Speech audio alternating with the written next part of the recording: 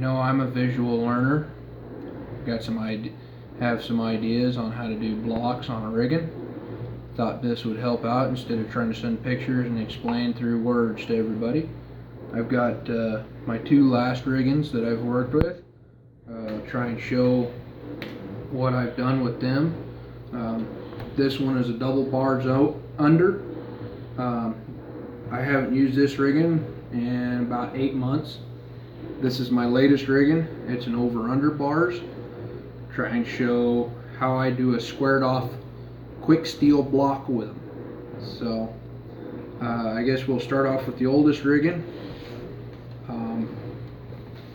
As you can kind of see right here, you've got basically a 90-degree angle, which makes it a squared off block.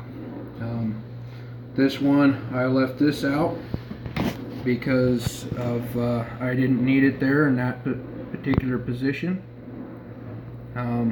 What I started off with was a clean bare riggin. Take quick steel, and as you can see here, just add it in. And actually what you want to do when you add it in is actually get you something and put up here beside it, basically how I have my hand, to help mold it.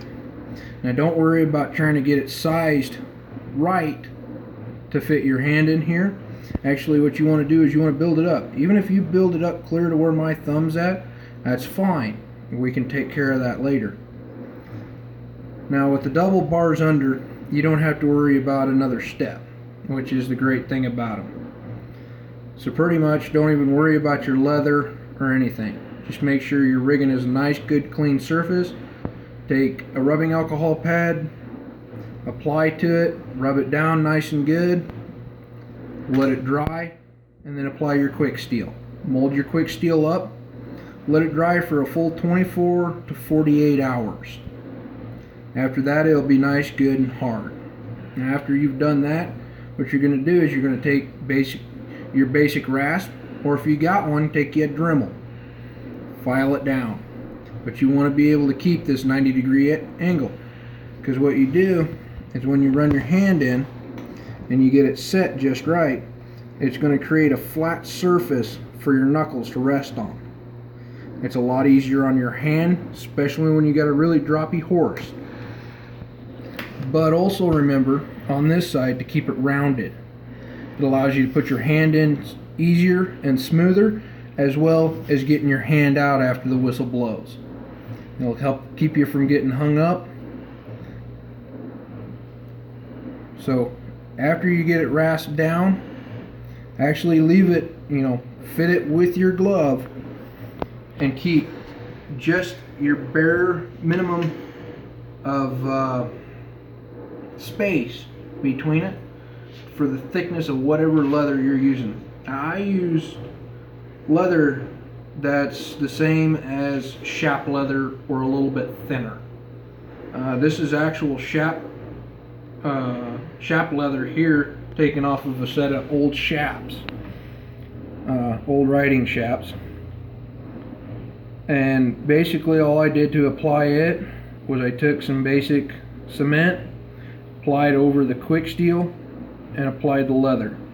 Now later on I did have some peeling, so as you can see I have a screw here and a screw here, as well as there's a screw over here. I just had some basic peeling coming up. It was nothing a small screw couldn't fix. When you do put screws in your riggins, make sure on your underside that you file them down. You don't want to risk having them coming through your pad nor tearing up your pad. So if you can keep them smooth with the body, as well as the heads of the screws, keep them smooth with your body, that way they don't tear yourself up. And I've had a question of, can you use just quick steel? You can. My personal opinion is no. The quick steel is basically sandpaper against your glove. It'll tear up your glove quicker. You won't get the usage out of your glove, as well as actually every time you run your hand in and out on the quick steel, you rub the quick steel out. So put the leather on, it'll save your glove. as well as it'll give you a little something more bind against and a little more grip. Now this is the over under. This one was a little bit more complicated.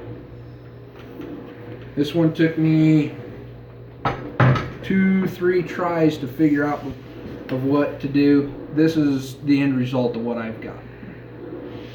First step that I actually took was, after I cleaned my rigging up and everything, was I took this leather here and I actually pulled these bolts out and slid my leather down underneath. You can actually look down here and you can still see the leather coming through. I left a bunch of overhang. You can always go back and trim it. You can always cut off excess. You cannot replace what you've already cut. So I bolted that back on there, and I just pretty much laid my piece of leather over here. I went ahead and I scrubbed down my piece of leather, make sure it's good and clean, and then applied my quick steel. And you can actually see I did a different route with this one. My quick steel comes all the way up. There's actually some of it that comes clear up here. You can see how high I had it. I had my quick steel clear up here. And then I took my rasp and I filed it all the way down. And of course I left it rounded on this side. I didn't round it quite as much because with that my other rigging, my rounding started about here on my hand. So on this one I brought it back a little bit further. Mostly personal preference. You can do what you wish. It's one of them deals you got to play around with, but it is expensive, semi-expensive to play around with. I didn't use the brand name JB Weld Quick Steel. I went with the cheaper stuff, which up here is about $2.50 per container. I used 2.5 containers to do this one, so you can do the math and it gets a little expensive. But after I filed it down and everything, I applied my glue. I do have a little bit of peeling coming up. You can kind of look in here. You can see my cement, and you can see about where my quick steel ended, where I thought it would work out good. I can make a quick fix out of this one. I can just run a small screw in right here. That's nothing too worry about. But after I glued it and everything, I did pull out this bolt to give me something else to anchor to. Try and use the bolts that are already in your rigging as much as you can. Try not to drill excess holes into your rigging or do extra cutouts along the back. All in all, it does damage your riggings. Some people I know do cut out more of the back of the rigging to give it more lift. I think it's a damaging purpose because they're doing it to standard lifts and everything, and if you want that, there's other riggings out there to get. This is just a quick little deal of how I put the blocks in on these and how I make them. But as you can see, I still stick true even on the over-under of the true 90 to make it a squared off block. I think it saves your hand so much more. I've ridden riggins with basically just slap a piece of leather on there. It's killed my hand. I have arthritis now in my hand. Since I started with riding with a squared off block, it's helped my hand out a lot better. I don't have near the arthritis. I've been getting on a lot of big droppy horses, been getting on a lot of Calgary horses, and it's been saving my hand a lot better, and it's been helping me keep my form. I know different things work for different people.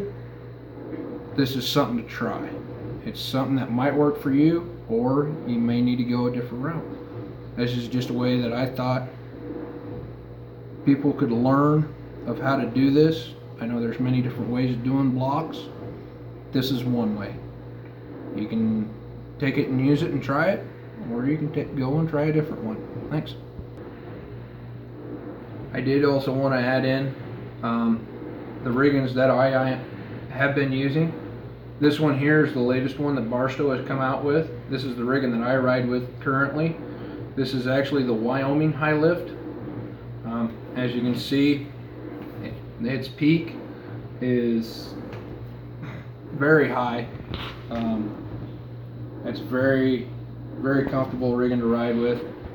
I've had an Oki, I've had another standard high lift over under bars. They ride completely different.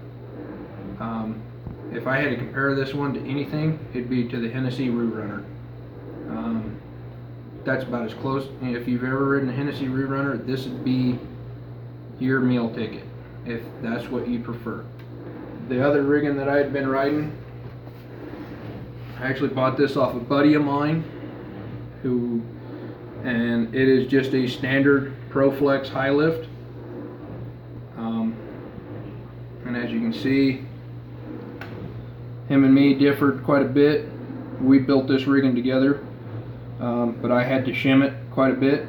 And don't worry about if that was another thing that I did forget was, if you do make it to where the quick steel fits tight against your hand with your glove and then you throw in your leather and it's too tight, don't worry about it, because underneath these handle pads is your standard 3 bolts. You can pull them out, take you a piece of leather or the bottom of a Dixie cup. Bottom of a Dixie cup works great for minute adjustments, or you can get different thicknesses of leather and adjust them that way. And you can actually shim your handle up to ease up and make it fit better. And I was able to not have to shim this one, where this one I had to shim.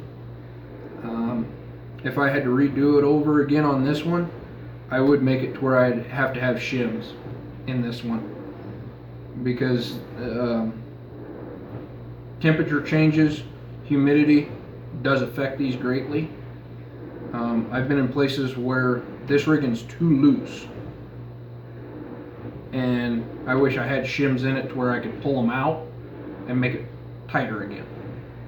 Whereas I can do that with this one, but you can always add shims in. And my recommendation on shims is never exceed 3/4 of an inch. After 3/4 of an inch, you're putting too much strain on the frontal part of your handle, and you run the risk of, after so many hit, it could very well snap, which is a wreck none of us will ever want to be in. So that's only my suggestion and my thoughts and feelings on it. So, and I am not paid by Barstool. This is my personal information, my personal opinion. I don't consider myself a professional rodeo cowboy, even though I am in the PRCA. I'm just trying to help out everybody else that's trying to get started in bareback riding. Thanks.